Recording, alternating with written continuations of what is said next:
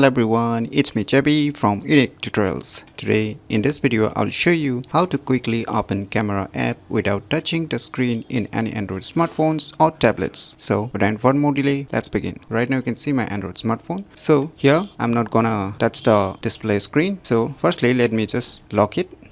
So you can see here the screen has been locked now. So in order to quickly open the camera app without touching the display screen, what you need to do is you can see here the power or lock button. So you need to double press it. 1, 2. So you can see here the camera application has started, as you can see. So let us try again. Just double press this power or lock button again. 1, 2.